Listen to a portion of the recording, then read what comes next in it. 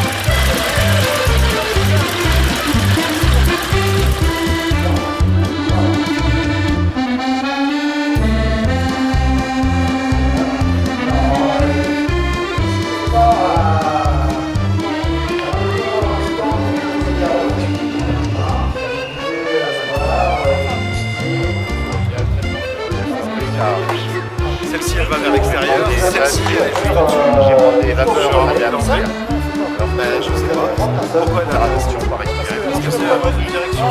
Allez, j'ai couvert tout. J'ai couvert rapidement et je me suis écarté. Votre regard ici. À bout d'un moment, ça coupe. Ça coupe comme de l'eau, comme un volcan. Ça y va, ça y va. Ah, surtout pas. Là, il faut idéalement une pâte à baigner. Tout à l'heure, on a essayé. Elle est un peu trop liquide. Mais c'est vrai que ça va avoir du mal à sécher. Ouais, voilà. Donc là, si on devait en faire...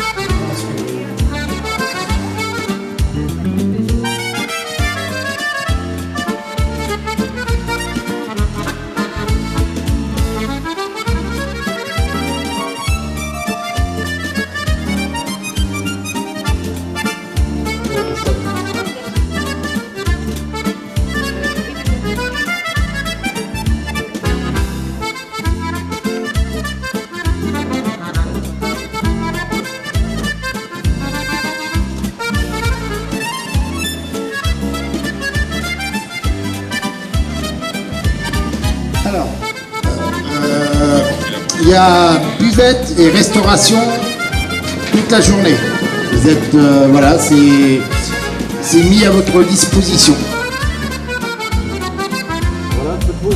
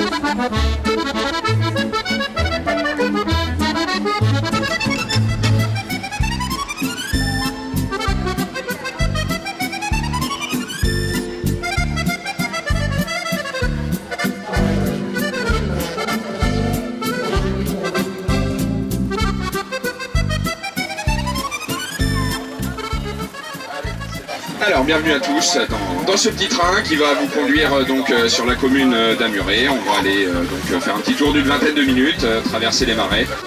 Donc là, pour la petite histoire, il faut savoir que nous sommes sur une ancienne ligne de chemin de fer, voilà, qui a existé au siècle dernier.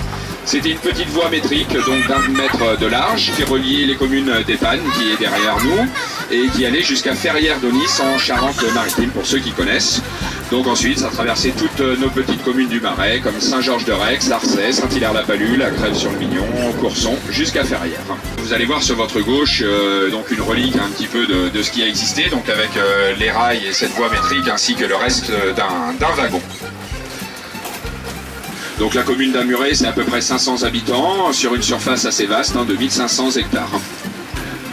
Donc aussi, on est vraiment entre plaine et marais, c'est-à-dire que sur votre partie gauche, vous avez alors ce qu'on peut appeler la partie plaine, ou plutôt le plateau jurassique. C'est-à-dire que ce plateau jurassique, c'est un plateau calcaire qui entoure le marais Poitevin. Donc ce marais qui s'étend environ sur 190 000 hectares, qui va de Niort jusqu'à l'océan Atlantique et notamment jusqu'à la baie de l'Aiguillon. Donc là, on va trouver essentiellement dans le cœur du marais des prairies qui sont encore partagées aujourd'hui par des bovins ou des chevaux.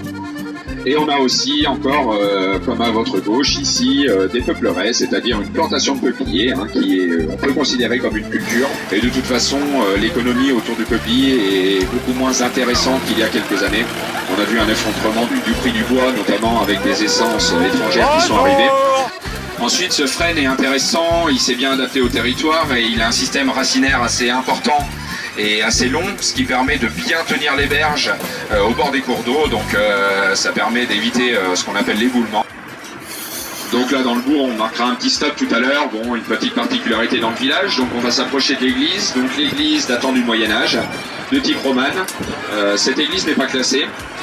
Par contre, au niveau du cimetière, vous avez ici l'ancien cimetière, il y en a un nouveau qui est un petit peu à l'extérieur du bourg, mais dans cet ancien cimetière, vous avez une croix au milieu, donc c'est la croix, ce qu'on appelle osanière, ici, donc croix osanière en fait qui tient son nom d'une procession qui existait, qui se fait de moins en moins, qui n'existe presque plus à l'époque de Pâques, où les personnes donc chantaient et le chant s'appelait Hosanna. Donc Hosanna qui a donné ce nom à cette croix osanière avec le prêtre qui était derrière et on lançait des couronnes de gui en haut de cette croix. Voilà, donc il faut savoir qu'elle est classée depuis 1889 au milieu de la commune et donc elle va être bientôt aussi restaurée parce qu'on voit qu'elle est un petit peu dégradée.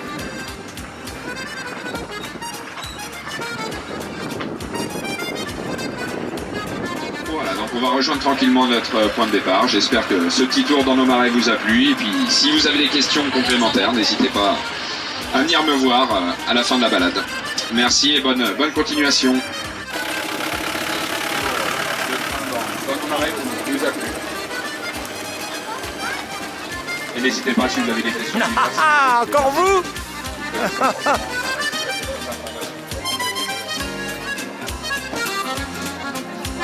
Allez, chef de gare.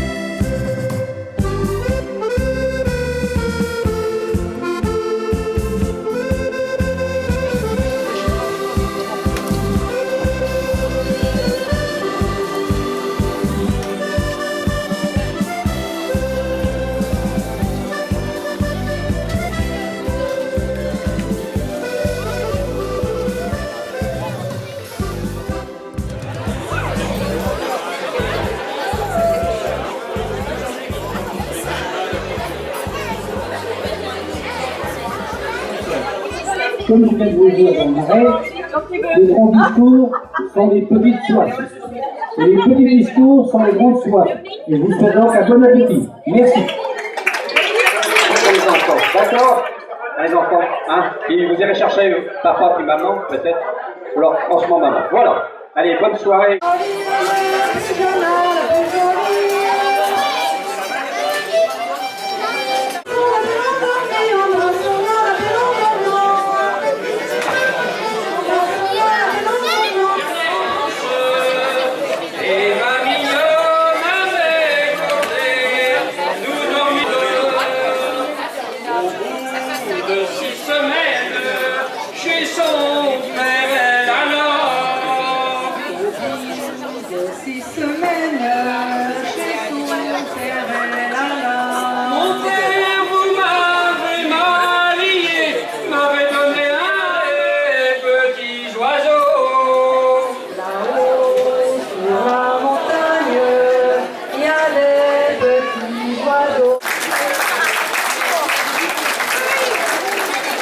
Allez les enfants, vous n'allez pas aller chercher papa ou maman? Allez, vous allez chercher papa ou maman, on va faire le cabinet de ma grand-mère.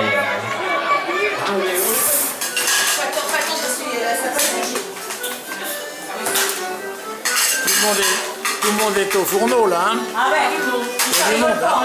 Ah non, non, ça rigole pas. Allez-vous les couleurs, hein? Oh là là! C'est une sacrée organisation, hein?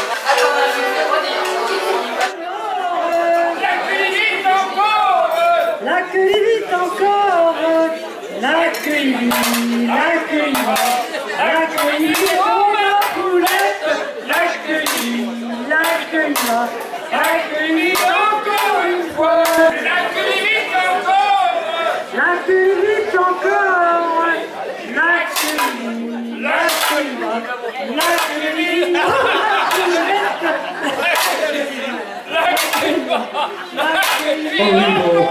La tête lui tourne, son esprit s'embrouille, oh le bec s'arrêtera, une recette, oh le bec s'arrêtera, une recette et une boira.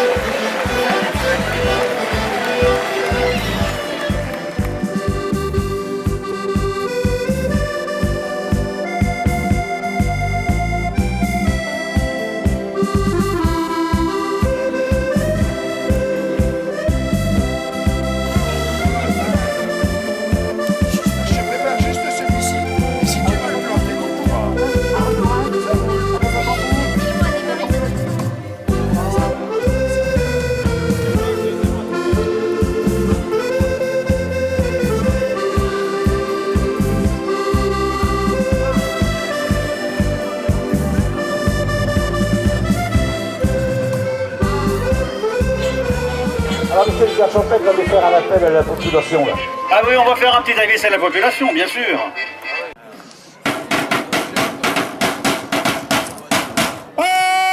Avis à la population!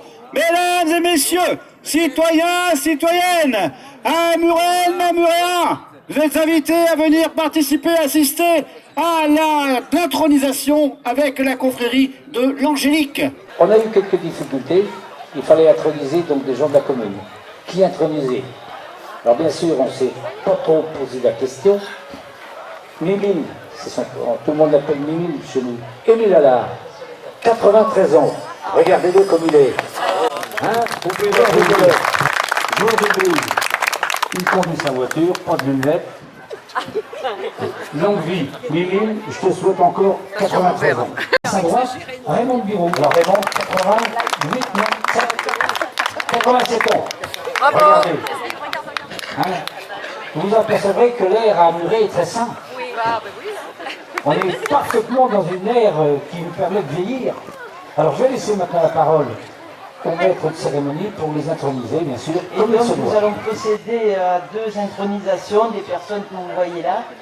De charroyer du foin pour les Rigny, la Ficaudière, près de Prissé-la-Charrière. Les années passent et la... Eh oui. Hein. Ouais.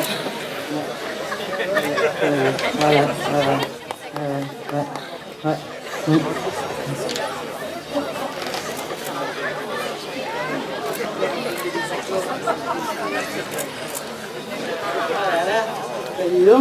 Eh ben dis donc, il est nul. On avait crainte que 40 degrés soit trop fort pour eux, mais... C'est bon.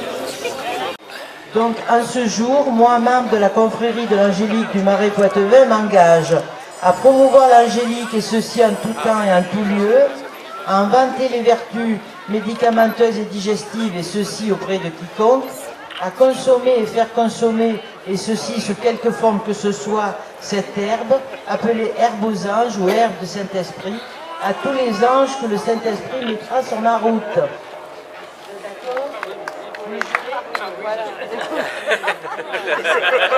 Et le jure par Saint-Michel l'Archange et Archangélica Fée des Marais, je vous intronise dans la confrérie de l'Angélique du Marais Poitevin.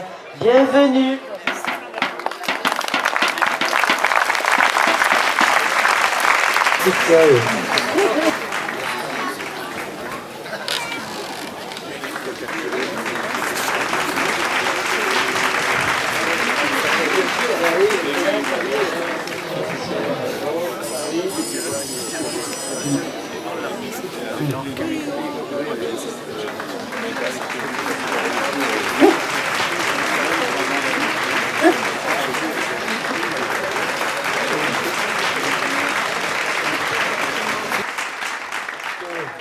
Je vais passer la parole au premier adjoint, car la commune d'Albury a aussi regardé sur une nouvelle culture avec le frêne tétard, et je trouvais ce projet intéressant.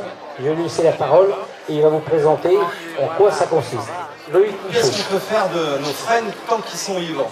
On en fait du bois de chauffage, des fagots pour les boulangers. Et puis en fait, on a trouvé en Deux-Sèvres un talent exceptionnel. Et on est ouvert à toutes sortes de cultures dans le Marais. Et ça nous vient d'Australie, au temps des aborigènes. Et là, je vous le donne dans le mille, c'était en frêne. Donc on s'est dit, celui-là, il ne faut pas qu'on loupe. On le fait venir à la fête du frêne tétard. Donc je vais vous laisser découvrir cet artiste qui travaille le bois et particulièrement le frêne pour une démonstration d'instrument musical. Enfin, en tout cas, je ne vous en dis pas plus. Et dans les semaines à venir, dans les mois à venir, on va peut-être monter une multinationale, on ne sait pas, Laurent, autour de l'utilité du frêne dans le Marais Poitevin. Voilà, mais je te laisse venir sur scène et faire la démonstration. Merci pour lui.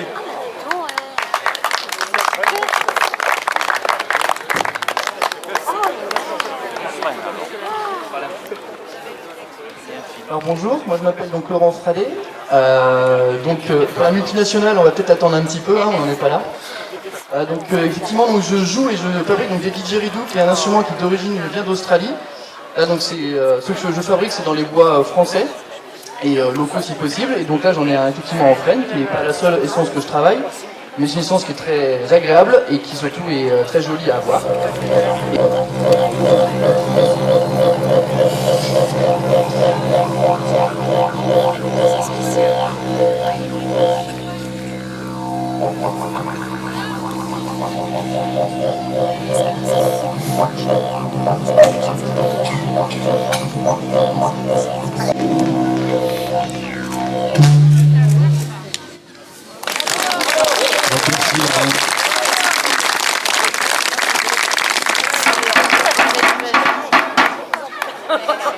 Monsieur le maire, nous vous attendons, nous vous écoutons.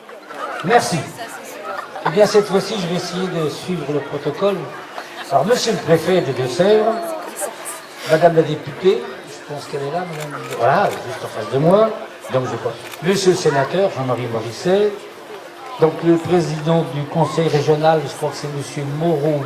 Je crois qu'il est là. Oui, voilà. Madame Séverine Vachon qui représente le président du conseil général. Monsieur Jérôme Baloge, le président de la CAN. Et ensuite, bien sûr, les conseillers généraux, donc départementaux, pardon, encore une bourde cette année.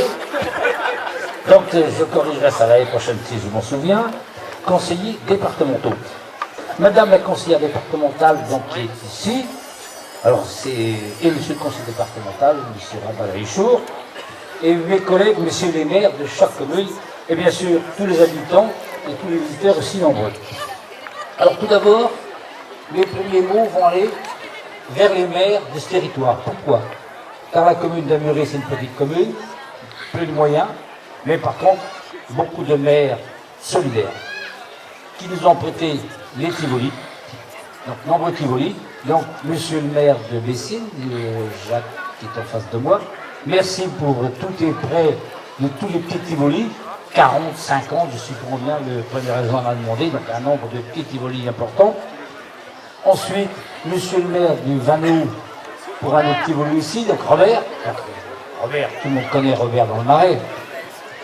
Monsieur Alain Liègre, maire de Saint-Georges, pour aussi un Tivoli. Merci. Monsieur le maire de Coulon, pour un autre Tivoli.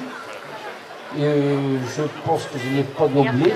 Et puis surtout, la main-d'œuvre des cantonniers. Donc, la commune de Sancerre n'avait pas de Tivoli, mais nous avons pris à disposition des moyens humains, nombreux, toute la semaine.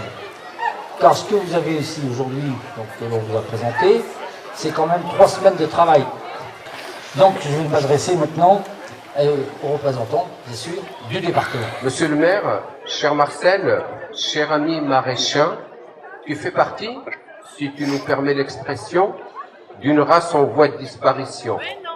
Car des hommes et des femmes comme toi, qui connaissent toutes les conches, tous les frênes têtards, tous les peupliers du Marais, ne sont pas nombreux.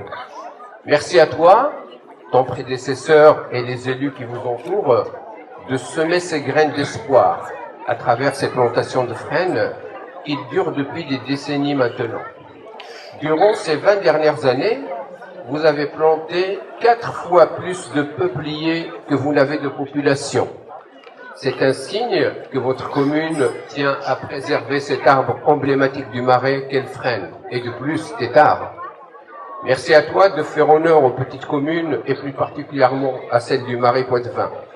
À remercier l'ensemble des bénévoles qui se sont mobilisés pour cette manifestation, parce qu'on sait très bien que sans les bénévoles aujourd'hui, on ne serait pas en capacité de faire ce type de manifestation.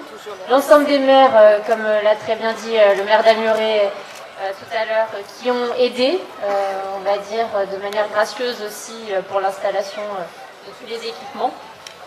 Et peut-être saluer aussi ceux qui ont participé tout particulièrement à cette manifestation à Muret. Je pense au premier adjoint que nous avons vu tout à l'heure, M. Michaud, et à M. Thierry Géant, qui ont fait quand même une grosse opération de communication ces dernières semaines, parce que je pense que quand vous habitez dans le secteur, tout le monde aujourd'hui a eu connaissance de cette manifestation. Simplement d'être heureux, parce que comme maire de Niort, moi aussi je suis devenu depuis 2014 un maire maraîchin. Et Marcel qui me regarde un drôle d'air. Mais oui, depuis 2014, depuis juillet 2014 et la reconquête du label PNR, Niort est intégralement comprise dans le parc naturel, notamment grâce à Saint-Liguerre et au Marais du Galuchet. Mais maintenant, c'est toute la commune. Donc, je suis désolé Marcel, mais il va falloir compter aussi avec moi. Le club s'est un peu élargi. Et puis, parce que je suis également président de la CAN, et donc on est toute une équipe, on est 45, Marcel en fait partie, comme beaucoup d'autres qui sont ici présents. Et l'agglo, bien, c'est aussi une grande fierté d'avoir cette pépite du Marais qui est le Marais mouillé. Bon, il y a nos amis vendéens qui sont pas loin, il y en a peut-être ici, donc on déborde un peu. Mais c'est la Venise verte, comme on l'a appelé il y a maintenant presque un bon siècle. Et c'était pour attirer les touristes. Moi, j'aime bien qu'il y ait des touristes dans le Marais Poitevin. Hein, surtout pour visiter nos fêtes, que ce soit au mois de novembre ou durant l'été. Du moment que c'est un tourisme raisonnable. Le Marais, c'est pas seulement un patrimoine naturel, c'est un patrimoine humain et culturel. et qu'ici, à Muret, au travers de cette fête depuis maintenant 20 ans, vous faites vivre la fierté de cette identité, et c'est quelque chose de très important. Du chemin a été parcouru, on a reconquis le label Parc naturel régional, le frêne Tétart a été pas simplement classé, mais un arrêté préfectoral a été pris le 1er juillet 2013. J'allais dire c'était moins une, puisque j'ai été limogée du gouvernement le lendemain pour interdire l'abattage de frêne Tétart, mais c'est vrai qu'aujourd'hui il y a une nouvelle menace. Et je voulais saluer le travail du Parc naturel régional et de Catherine, elle est où Catherine Trauma, en particulier, qui est un programme très important de reconstituer cette trame paysagère. Donc c'est très ambitieux et il faut travailler d'arrache-pied dans cette direction.